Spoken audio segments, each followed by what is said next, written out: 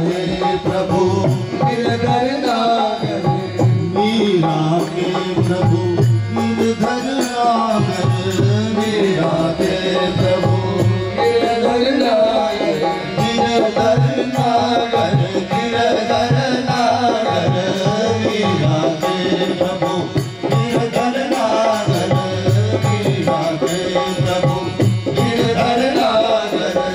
तीन लोक के तुम जनिया, तीन लोक के तुम जनिया, कोरी पे जनिया, कोरी पे जनिया, बाजे बाजे रे शाम कोरी पे जनिया, बाजे बाजे रे शाम कोरी पे जनिया, पे जनिया कोरी पे जनिया, पे जनिया कोरी पे जनिया।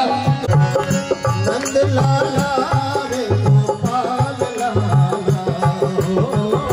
नंद लाला रे गोपाल लाला, मुरली के बंसी प्रेम की बजाई, बंसी प्रेम की बजाई रे नंद लाला, नंद लाला रे गोपाल लाला, नंद लाला रे गोपाल लाला, मुरली बंसी प्रेम की बजाई रे नंद लाला, मुरली प्रेम की बजाई रे नंद लाला। बंसी की आवाज मैंने बागा में सुनी, बंसी की आवाज मैंने बागा में सुनी, सुनीर में तो बंसी की आवाज मैंने बागा में सुनी, बंसी अरे नंद लाला रे गोपाल लाला, ओ नंद लाला रे गोपाल लाला, मुरली के बंसी चोर की बजाई रे नंद लाला, बंसी प्रेम की बजाई रे नंद लाला, नंद लाला रे गोपाल लाला, नंद लाला रे गोपाल लाला, मुरली चोर की बजाई रे नंद लाला, बंसी प्रेम की बजाई।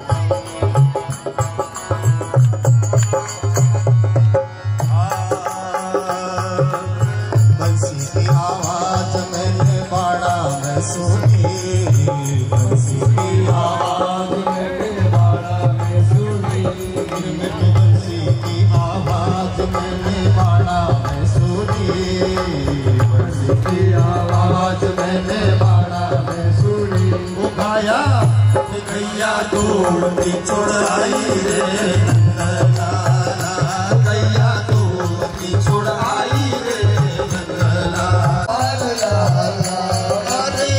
नंद लाला रे गोपाल लाला, ओ नंद लाला रे गोपाल, उतना ही कल्याण होगा भैया। तो आसन्न मृत्यु व्यक्ति को क्या करना चाहिए? सुखदेव जी महाराज ने उनके प्रश्न की प्रशंसा की है और कहा, राजन कि लगभग जीवों का समय तो खाने पीने सोने में बीत जाता है, मृत्यु भी होगी ये तो स्मरण में नहीं आता। चिंता मत करो, खटवांग नाम के राजा 2 घड़ी में मुक्त हो गए, तो आपके पास तो 7 दिन का समय है, आप शांत होकर के बैठिए और श्रीमद् भागवत महापुराण का श्रवण कीजिए। इदं भागवतम नामं पुराणं ब्रह्म संहितं आधीतवान् द्वापरादौ पितुर्द्वैपायनो द्वैपायनो नहात। ये श्रीमद् भागवत महापुराण ये ब्रह्म ज्ञान से संबंधित है। इसमें ज्ञान और वैराग्य और निष्काम कर्म योग की विस्तार से चर्चा की गई है। इस पुराण को मैंने अपने पिता महर्षि द्वैपायन के मुख से सुना था। सुखदेव जी महाराज तो परमहंस ज्ञानी हैं, जन्मजात वैरागी। उनका जब जन्म हुआ ना माताओं, तो 12 साल तक तो वो गर्भ में ही रहे। 12 वर्ष तक माँ के गर्भ में रहे।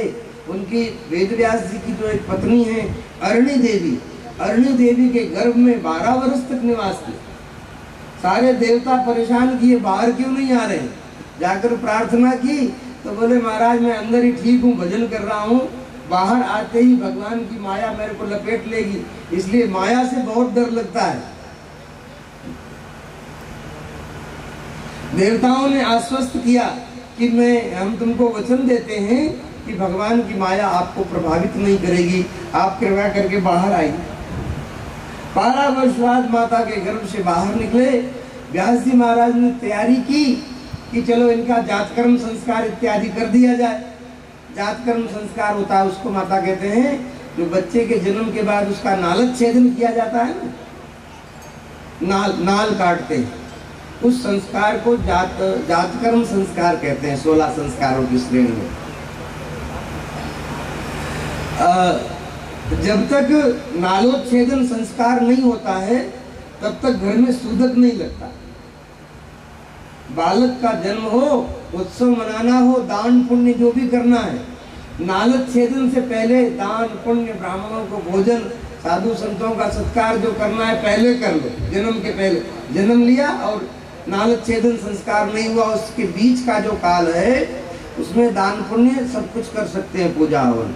और जैसे ही नालोच्छेदन संस्कार हुआ वैसे ही सूदक लग जाता है, जनन का सूदक। व्यास जी महाराज ने ऋषियों को बुलाया, सबका स्वागत सत्कार किया, दान पुण्य किया और कहा अब नालोच्छेदन संस्कार करते हैं। तो नालोच्छेदन संस्कार भी नहीं हुआ। जैसे हमारे साधु लोग कमर में आड़बंद बांधते हैं ना, तो उस नाल को पकड़ करके श्री सुखदेव जी महाराज ने अपने कमर में लपेट लिया, कमर में लपेट करके और चल दिए।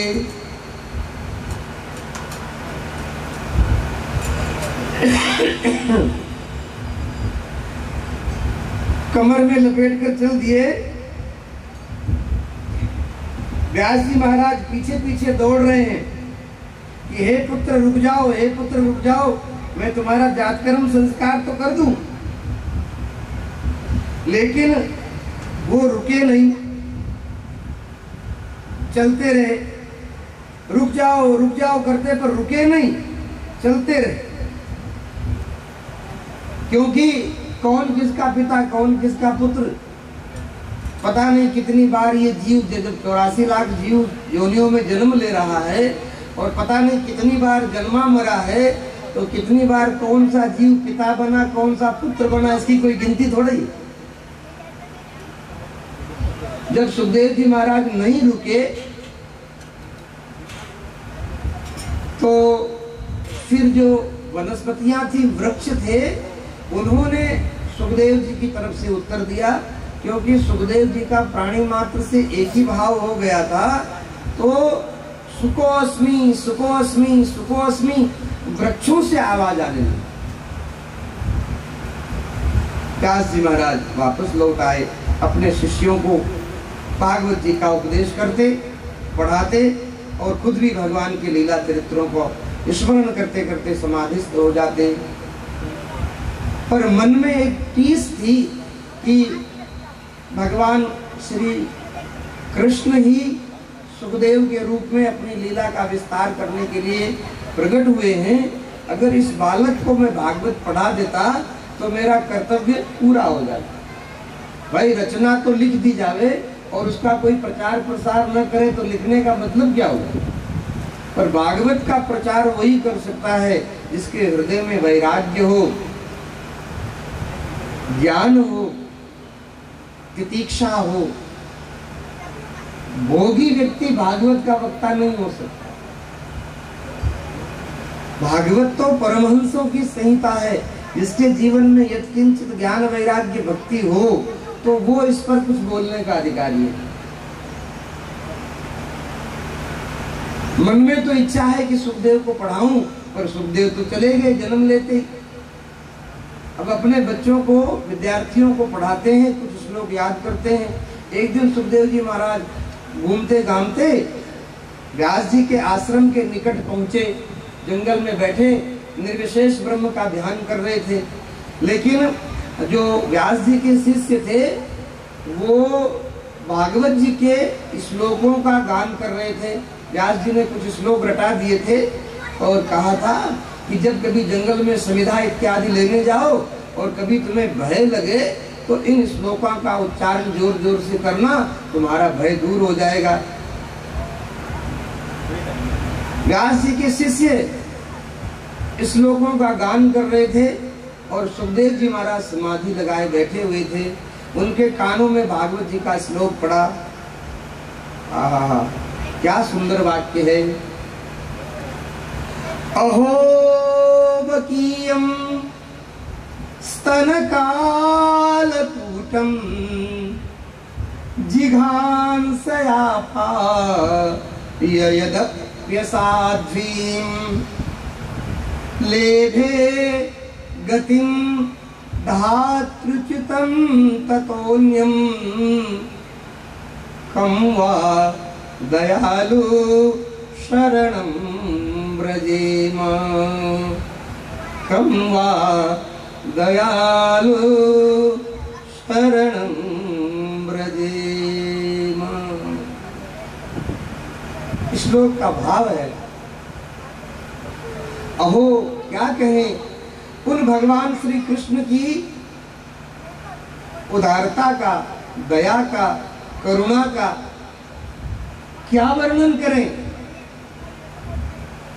जिसकी कृपा का एक कण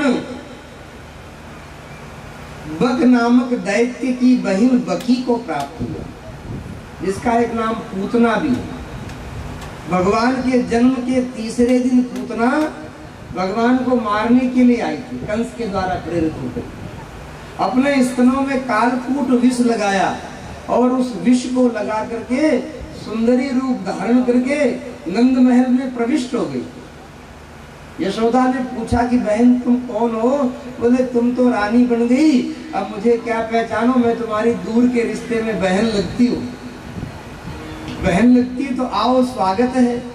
स्वागत किया, कहा मैं तुम्हारे लल्ला को देखना चाहती हूँ। बोले लल्ला पालने में सो रहा है, देख लो, दर्शन कर लो। लल्ला को उठाया और अपने आंचल में लिया, गोद में लिया और वो विष मिला हुआ स्तन लाला के मुख में दे दिया मारने के लिए। पर भगवान की करुणा तो देखिए कि मारने की नियत से पूतना विष भरा स्तन भगवान के मुख में दे दिया उसने। लेकिन भगवान की करुणा ऐसी कि मारने की नियत से आई पूतना को भी वही गति प्रदान की जो यशोदा को और देवकी को प्रदान की।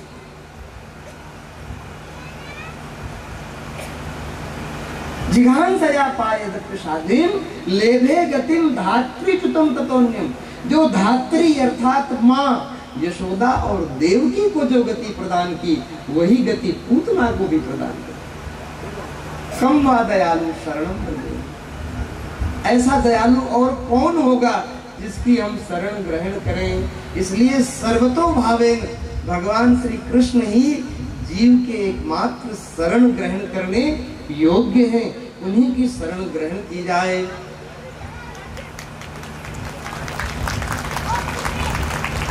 फिर सोचा कि पता नहीं कैसे कृष्ण हैं, हम तो निवृत्ति मार्गी साधु हैं, दयालु तो हैं, पर क्या उनमें प्रेम का लक्षण भी कुछ है? सुखदेव जी के मन में प्रश्न हुआ, प्रेमी है कि नहीं?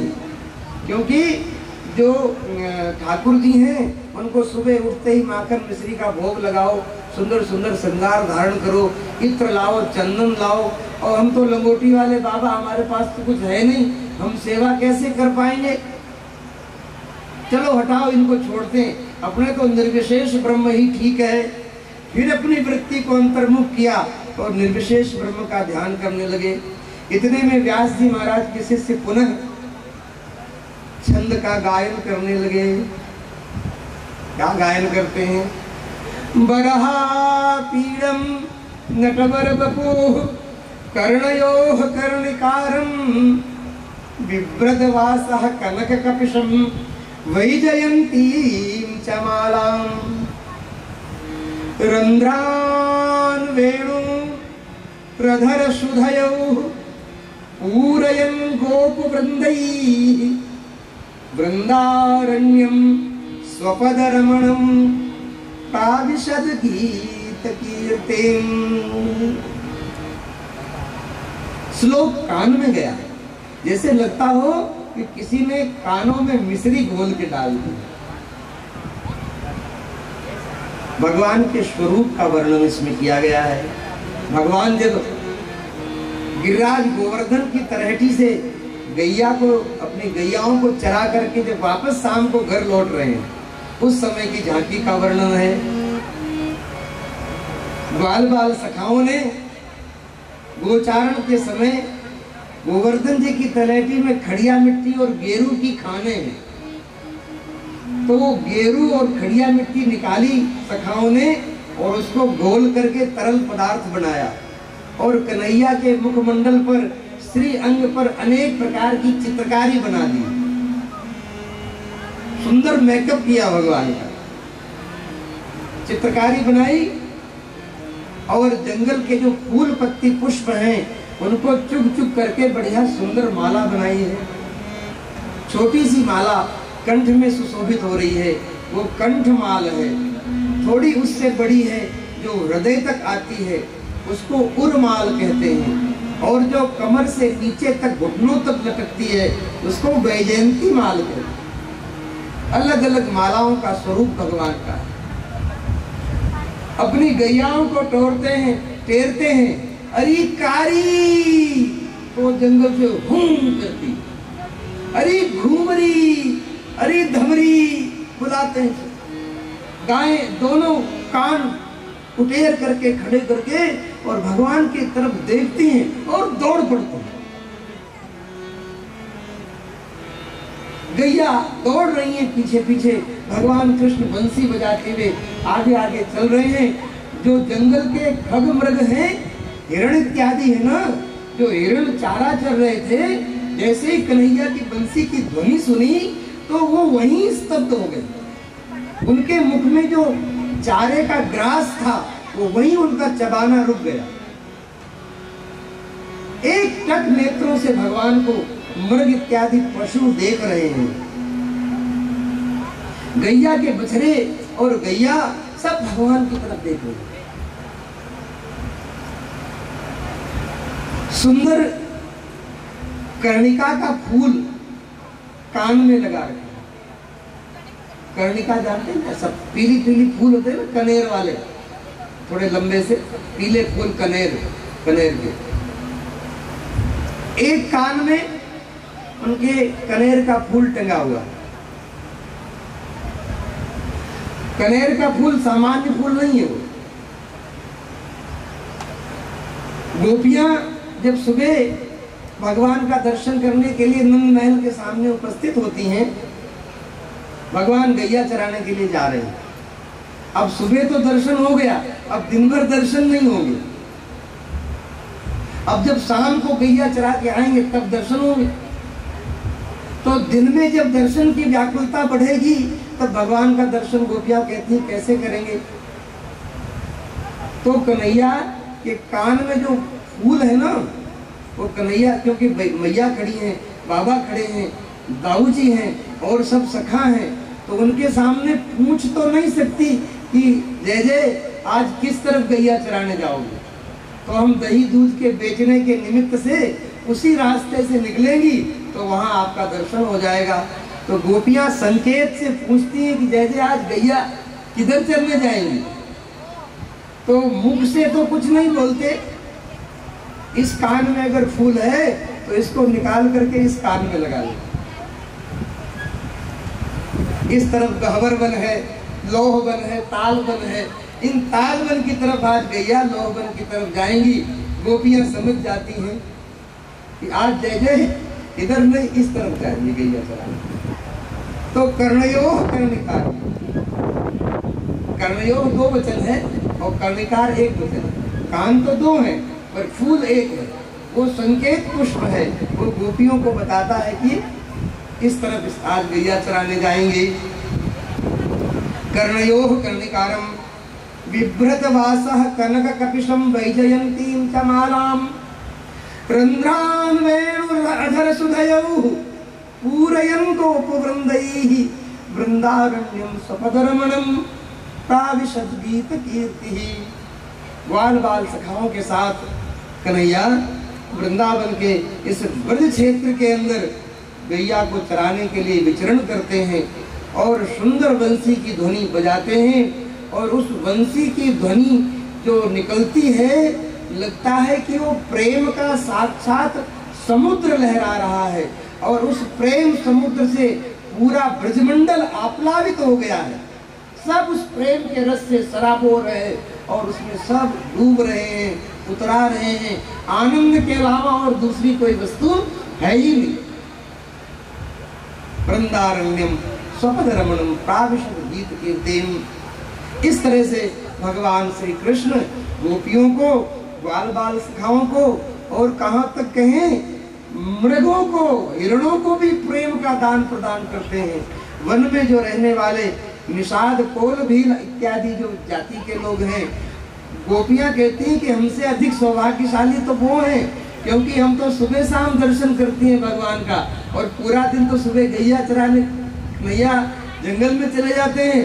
तो वनों में रहने वाली वो जातियां ज्यादा सौभाग्यशाली हैं जो हमसे अधिक दर्शन ठाकुर जी का उनको होता है। ऐसे उदार भगवान श्री कृष्ण हैं। सुखदेव जी महाराज के मन में भागवत जी के प्रति उत्कंठा उत्पन्न हुई और वो व्यास आश्रम में पहुंचे। जाकर के व्यास नारायण देव को प्रणाम किया और कहा, गुरुदेव मुझे भागवत पढ़ाइए, मुझे भागवत पढ़नी है। व्यास जी ने दौड़कर हृदय से लगा लिया। कहा, ये तो मेरे जन्म जन्मांतर की साध यही थी, मेरी यही इच्छा थी कि सुखदेव भागवत पढ़ें और उस भागवत का प्रचार प्रसार उनके द्वारा संपादित हो। सुखदेव जी महाराज कहते हैं कि इदम भागवतम नामम पुराणम ब्रह्म संहितम। इस भागवत पुराण में कोई राजा रानी की किस्सा नहीं कहा गया है, इसमें साक्षात ब्रह्म का ही निरूपण किया गया। पुराणम ब्रह्म संहितम अधीतवान द्वापरादो पितुर्द्वैपायन अहाद। पिता द्वैपायन से मैंने इस द्वापर के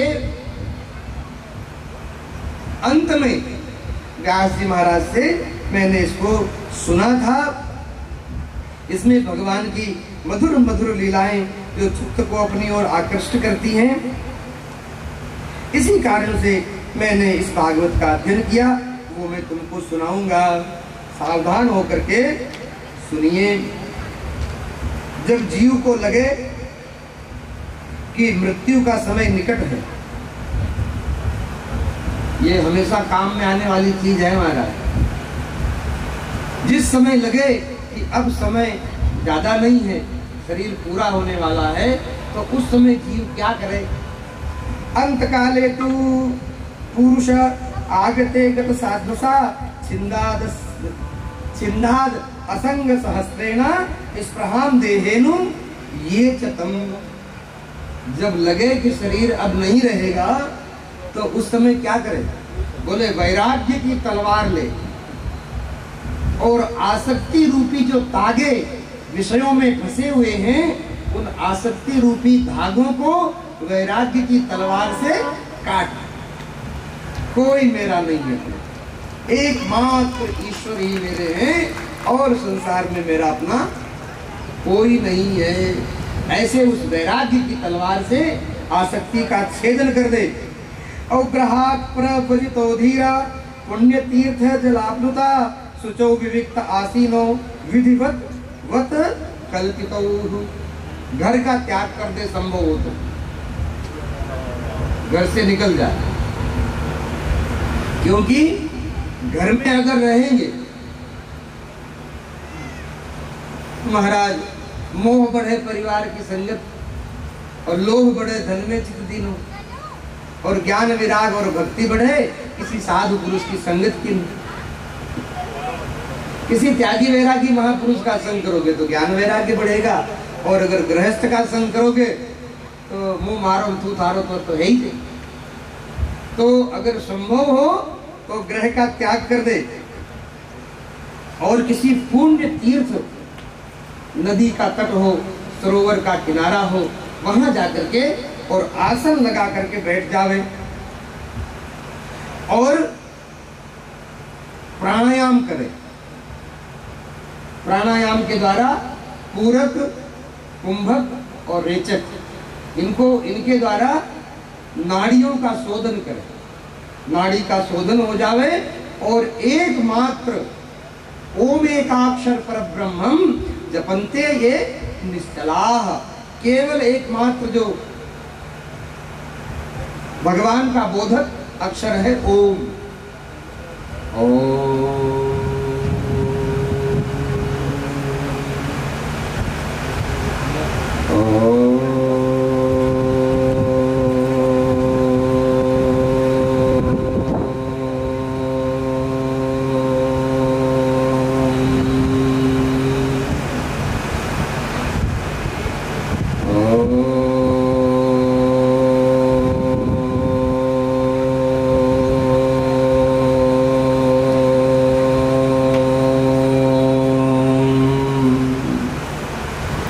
से घंटा नाद के सदृश, जैसे घंटी बजती है मंदिर में, तो उसको एक बार बजा दो तो टंग टंग, इस तरह से घंटा नाद के सदृश इस प्रणव शब्द का उच्चारण करें।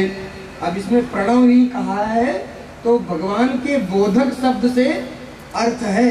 आप प्रणव का जप न करें तो राम का जप करें, कृष्ण का जप करें, शिव का जप करें, कोई भी करें जो आपका इष्ट हो।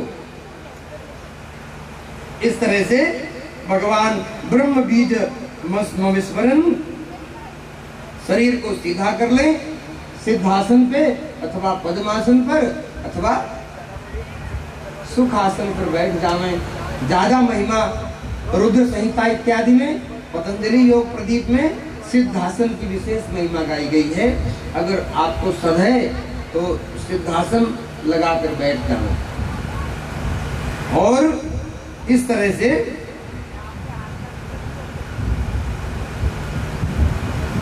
योग धारणा, परमात्मा के स्वरूप का योग के द्वारा उसकी धारणा करें और उस धारणा का फल, परमात्मा के स्वरूप की धारणा करने से जो चित्त में विद्यमान गुण और दोष हैं, उन गुण दोषों का क्षय हो जाता है, चित्त निर्मल हो जाता है और निर्मल चित्त होकर के जब ब्रह्म धाम को, भगवत धाम की यात्रा करेगा तो जीव सद्यः परमात्मा की प्राप्ति कर लेगा।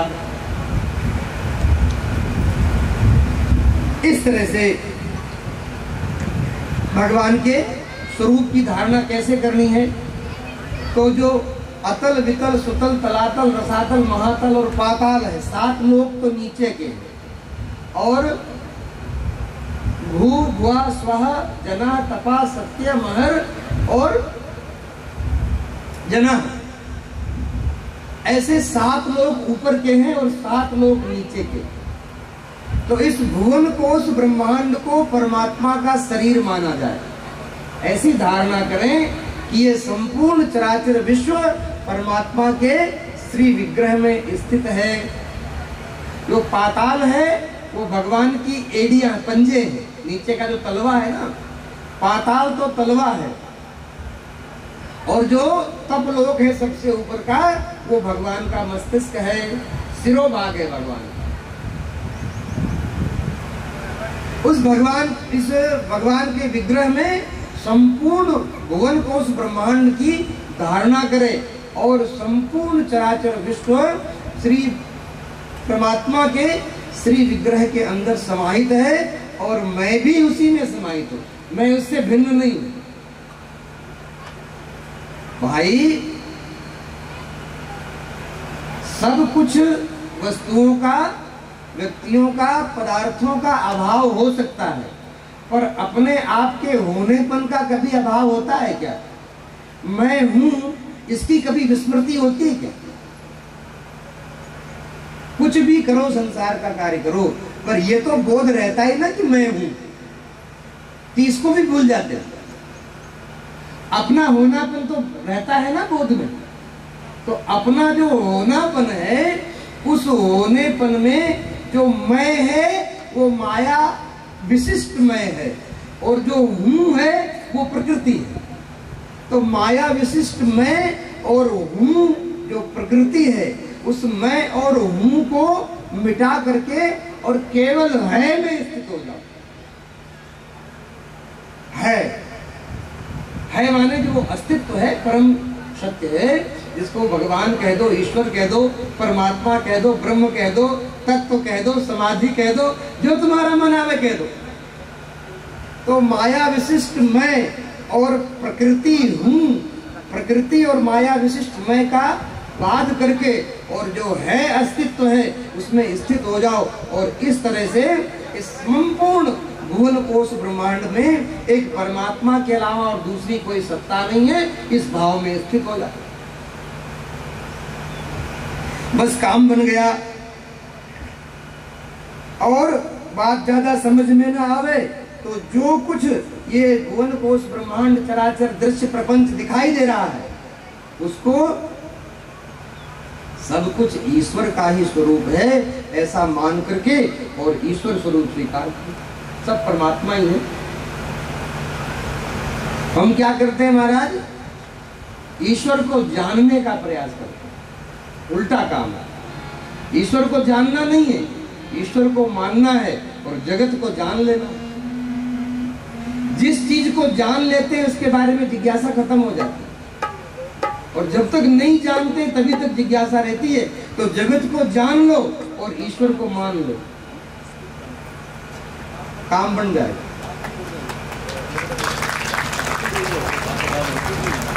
जिस चीज को हमने नहीं जाना तभी तक जिज्ञासा रहती। जैसे कहीं यहाँ बोर्ड लगा दो और कह दो कि यहाँ देखना मना है, तो सब लोग उसको देखेंगे, पता नहीं क्या होगा अंदर क्या। और देख लिया तो देख लिया, क्या सत्संग हो रहा है, कुछ माताएं बहनें कुछ सज्जन बैठे हैं सत्संग सुन रहे, हो गया, देख के चला। और अगर यहाँ पर्दा लगा करके और बंद कर दो कि यहाँ अंदर आना मना है, अभी देखो कितना खेल बन, पता नहीं क्या हो रहा होगा अंदर। चलते हैं यार, चलो देखते, नहीं अंदर जान देंगे तो टेंट केस में से ऐसे करके देखेंगे क्या हो रहा है। तो जगत को जानना है और ईश्वर को मानना है। ईश्वर को मान बंदे, जय हो। ईश्वर को मान बंदे, ईश्वर को मान बंदे, मालिक तेरा वही है, ईश्वर को मान। वृंदारण्यम स्वपद रमणम प्राविशद गीत कीर्तिम। इस तरह से भगवान श्री कृष्ण गोपियों को, बाल बाल सखाओं को, और कहाँ तक कहें मृगों को, हिरणों को भी प्रेम का दान प्रदान करते हैं। वन में जो रहने वाले निषाद, कोल, भील इत्यादि जो जाति के लोग हैं, गोपियां कहती हैं कि हमसे अधिक सौभाग्यशाली तो वो हैं, क्योंकि हम तो सुबह शाम दर्शन करती हैं भगवान का, और पूरा दिन तो सुबह गैया चराने नैया जंगल में चले जाते हैं। तो वनों में रहने वाली वो जातियां ज्यादा सौभाग्यशाली हैं, जो हमसे अधिक दर्शन ठाकुर जी का उनको होता है। ऐसे उदार भगवान श्री कृष्ण हैं। सुखदेव जी महाराज के मन में भागवत जी के प्रति उत्कंठा उत्पन्न हुई और वो व्यास आश्रम में पहुंचे। जाकर के व्यास नारायण देव को प्रणाम किया और कहा, गुरुदेव मुझे भागवत पढ़ाइए, मुझे भागवत पढ़नी है। व्यास जी ने दौड़कर हृदय से लगा लिया, कहा ये तो मेरे जन्म जन्मांतर की साध यही थी, मेरी यही इच्छा थी कि सुखदेव भागवत पढ़ें, और उस भागवत का प्रचार प्रसार उनके द्वारा संपादित हो। सुखदेव जी महाराज कहते हैं कि इदम भागवतम नामम पुराणम ब्रह्म संहितम। इस भागवत पुराण में कोई राजा रानी की किस्सा नहीं कहा गया है, इसमें साक्षात ब्रह्म का ही निरूपण किया गया। पुराणम ब्रह्म संहितम अधीतवान द्वापरादो पितुर्द्वैपायन अहाद पिता द्वैपायन से मैंने इस द्वापर के अंत में व्यास जी महाराज से मैंने इसको सुना था। इसमें भगवान की मधुर मधुर लीलाएं जो चित्त को अपनी ओर आकृष्ट करती हैं, इसी कारण से मैंने इस भागवत का अध्ययन किया, वो मैं तुमको सुनाऊंगा। सावधान होकर के सुनिए। जब जीव को लगे कि मृत्यु का समय निकट है, ये हमेशा काम में आने वाली चीज है महाराज।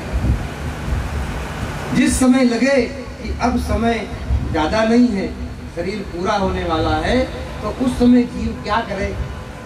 अंत काले तु पुरुष आगते गत साध्वसा छिन्नाद असंग सहस्रेण स्पृहाम देहेनु ये चतम। जब लगे कि शरीर अब नहीं रहेगा, तो उस समय क्या करे? बोले वैराग्य की तलवार ले और आसक्ति रूपी जो तागे विषयों में फंसे हुए हैं, उन आसक्ति रूपी धागों को वैराग्य की तलवार से काट। कोई मेरा नहीं है, एकमात्र ईश्वर ही मेरे हैं और संसार में मेरा अपना कोई नहीं है। ऐसे उस वैराग्य की तलवार से आसक्ति का छेदन कर दे।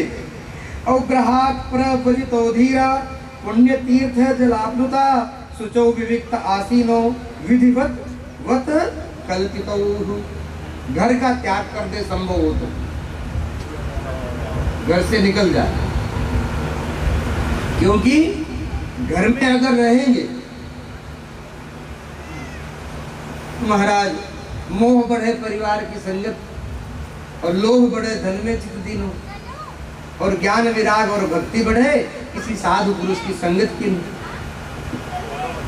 किसी त्यागी वैरागी महापुरुष का संग करोगे तो ज्ञान वैराग्य बढ़ेगा, और अगर गृहस्थ का संग करोगे तो मुंह मारो थू थारो तो है ही नहीं।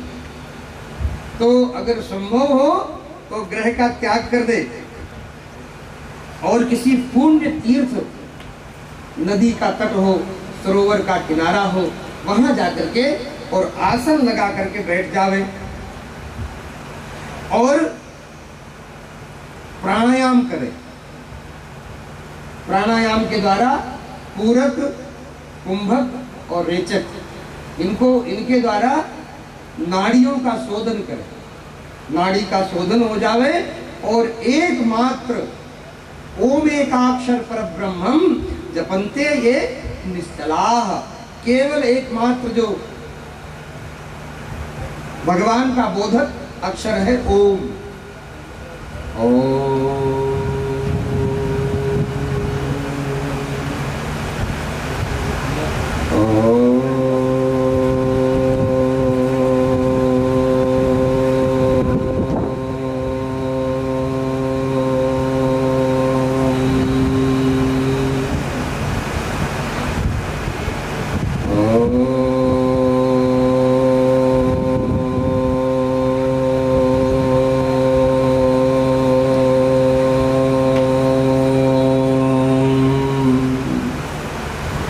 से घंटा नाद के शब्द, जैसे घंटी बजती है मंदिर में, तो उसको एक बार बजा दो तो टंग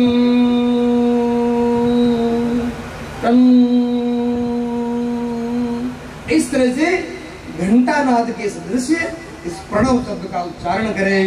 अब इसमें प्रणव ही कहा है तो भगवान के बोधक शब्द से अर्थ है। आप प्रणव का जप न करें तो राम का जप करें, कृष्ण का जप करें, शिव का जप करें, कोई भी करें जो आपका इष्ट हो। इस तरह से भगवान ब्रह्म बीज विस्मरण, शरीर को सीधा कर ले, सिद्धासन पे अथवा पद्मासन पर अथवा सुखासन पर बैठ जावे। ज्यादा महिमा रुद्र संहिता इत्यादि में, पतंजलि योग प्रदीप में सिद्धासन की विशेष महिमा गाई गई है। अगर आपको सद है तो सिद्धासन लगाकर बैठ जाओ और इस तरह से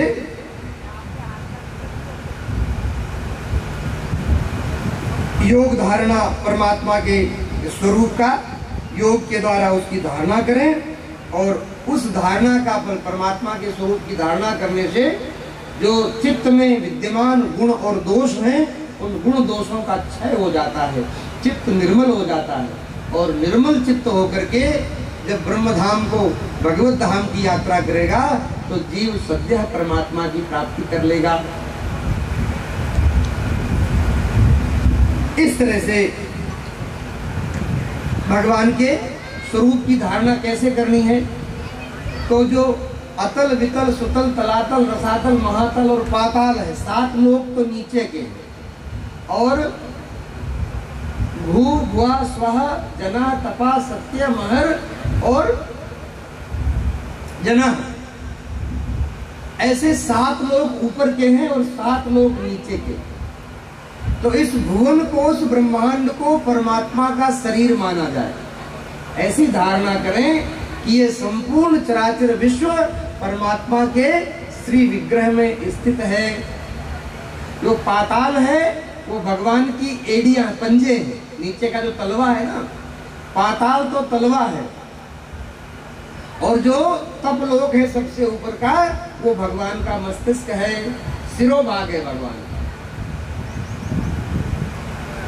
इस भगवान के विग्रह में संपूर्ण भुवन कोश ब्रह्मांड की धारणा करें, और संपूर्ण चराचर विश्व श्री परमात्मा के श्री विग्रह के अंदर समाहित है, और मैं भी उसी में समाहित हूं, मैं उससे भिन्न नहीं हूं। भाई सब कुछ वस्तुओं का, व्यक्तियों का, पदार्थों का अभाव हो सकता है, पर अपने आप के होनेपन का कभी अभाव होता है क्या? मैं हूं, इसकी कभी विस्मृति होती है क्या? कुछ भी करो, संसार का कार्य करो, पर यह तो बोध रहता ही ना कि मैं हूं, तो इसको भी भूल जाते हैं। अपना होनापन तो रहता है ना बोध में, तो अपना जो होनापन है, उस होनेपन में जो मैं है वो माया विशिष्ट मैं है, और जो हूं है वो प्रकृति है। तो माया विशिष्ट मैं और हूं जो प्रकृति है, उस मैं और हूं को मिटा करके और केवल है में स्थित हो जाओ।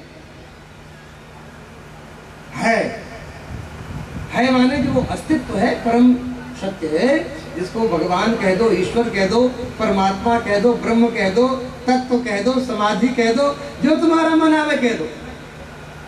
तो माया विशिष्ट मैं और प्रकृति हूं, प्रकृति और माया विशिष्ट मैं का वाद करके, और जो है अस्तित्व है उसमें स्थित हो जाओ, और इस तरह से इस संपूर्ण भुवन कोश ब्रह्मांड में एक परमात्मा के अलावा और दूसरी कोई सत्ता नहीं है, इस भाव में स्थित हो जाओ।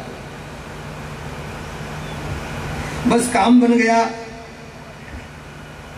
और बात ज्यादा समझ में ना आवे तो जो कुछ ये भुवन कोश ब्रह्मांड चराचर दृश्य प्रपंच दिखाई दे रहा है, उसको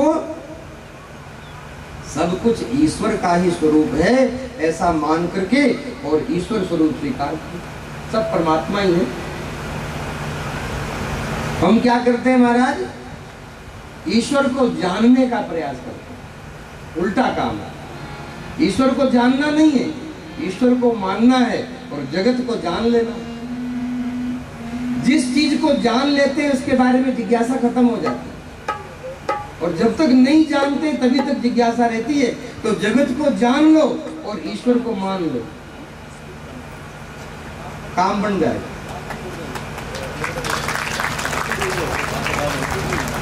जिस चीज को हमने नहीं जाना तभी तक जिज्ञासा रहती। जैसे कहीं यहाँ बोर्ड लगा दो और कह दो कि यहाँ देखना मना है, तो सब लोग उसको देखेंगे, पता नहीं क्या होगा अंदर क्या। और देख लिया तो देख लिया, क्या सत्संग हो रहा है, कुछ माताएं बहनें कुछ सज्जन बैठे हैं, सत्संग सुन रहे, हो गया, देख के चला। और अगर यहाँ पर्दा लगा करके और बंद कर दो कि यहाँ अंदर आना मना है, अभी देखो कितना खेल बने, पता नहीं क्या हो रहा होगा अंदर। चलते हैं यार, चलो देखते, नहीं अंदर जान देंगे तो टेंट के इसमें से ऐसे करके देखेंगे क्या हो रहा है। तो जगत को जानना है और ईश्वर को मानना है। ईश्वर को मान बंदे। जय हो। ईश्वर को मान बंदे, ईश्वर को मान बंदे, मालिक तेरा वही है। ईश्वर को मान कर ले तू याद दिल से, कर ले तू याद दिल से, दिल से कर ले तू याद दिल से, दिल से कर ले तू याद दिल से। हर जा में वो सही है। ईश्वर को मान बंदे, दिल से, दिल से कर ले तू याद दिल से। हर जा में वो सही है। ईश्वर को मान बंदे, मालिक तेरा वही है। ईश्वर को मान बंदे। जय जय।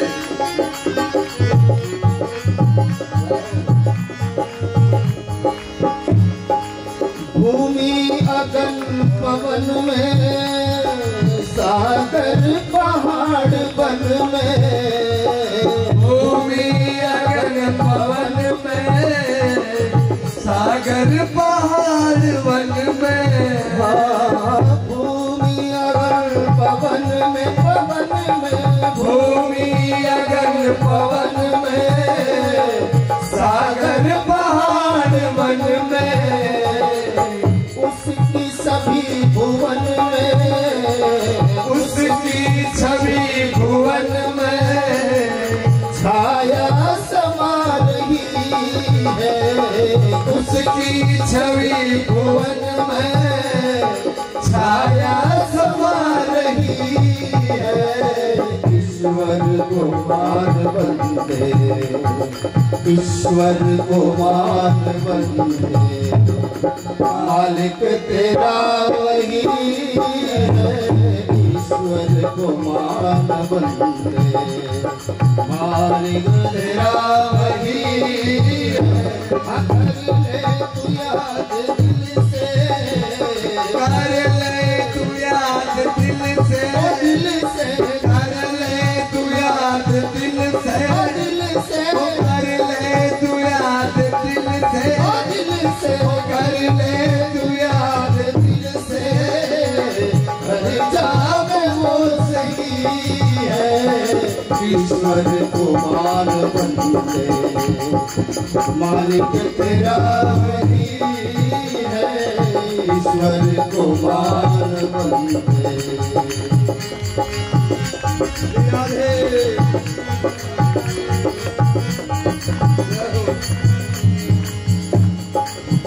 हाँ, जिसने तुम्हें बनाया, जग खेल है दिखाया। जिसने तुम्हें बनाया, खेल है रचाया। जिसने तुम्हें बनाया, बनाया। जिसने तुम्हें बनाया, जग खेल है दिखाया। तू क्यों फिरे भुलाया, भुलाया। तू क्यों फिरे भुलाया। उम्रा बिता रही है। तू क्यों फिरे भुलाया, उम्रा बिता रही है। ईश्वर को मान बंदे, मालिक तेरा वही है। ईश्वर को मान बंदे, मालिक तेरा वही है। हाँ, कर ले तू याद दिल से, कर ले तू याद दिल से, दिल से कर ले तू याद दिल से। जाम वो सही है। ईश्वर को मान बंदे, मालिक तेरा है ईश्वर को मान बंदे।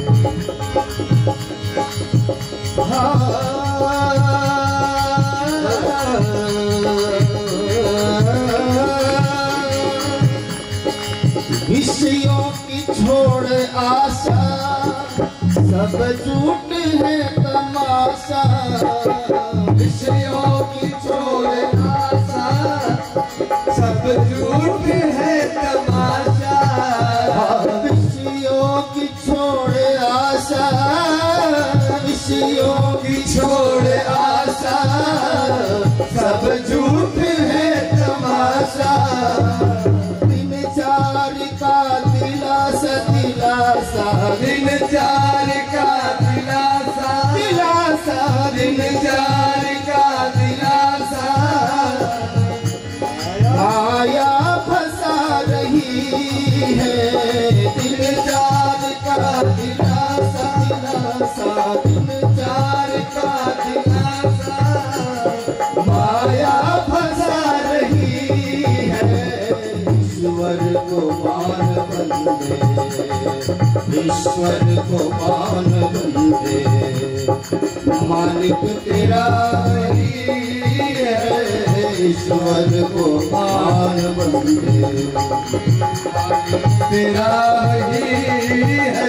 अरे कर ले तू याद दिल से, ओ दिल से कर ले तू याद दिल से, ओ दिल से कर ले तू याद दिल से, ओ दिल से कर ले तू याद दिल से। हर जावे वो सही है, ईश्वर को मान बंदे। मालिक तेरा वही है, ईश्वर को मान बंदे।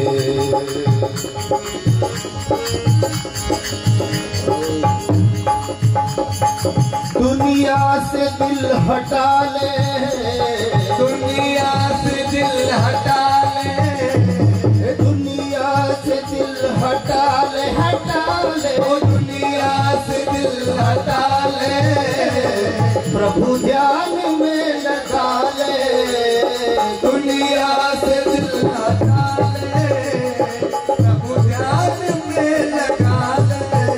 और दुनिया से दिल हटा ले, हटा ले। ओ दुनिया से दिल हटा ले, प्रभु ध्यान में लगा ले। ब्रह्मानंद मोक्ष पाले, ब्रह्मानंद मोक्ष पाले। तेरा पता नहीं है, ब्रह्मानंद मोक्ष पाले। तन का पता नहीं है, कर ले तू याद दिल से, दिल से कर ले तू याद दिल से, ओ दिल से कर ले तू याद दिल से, ओ दिल से कर ले तू याद दिल से। हर जावे वो सही है, ईश्वर को मान बंदे। मालिक तेरा वही है, ईश्वर को मान बंदे। मालिक तेरा वही है, हाँ कर ले तू याद दिल से, ओ दिल से कर ले तू याद दिल से। हर जावे वो सही है, ईश्वर को मान बंदे। मालिक तेरा वही है, ईश्वर को मान बंदे। मालिक तेरा वही है, ईश्वर को मान बंदे। मालिक तेरा वही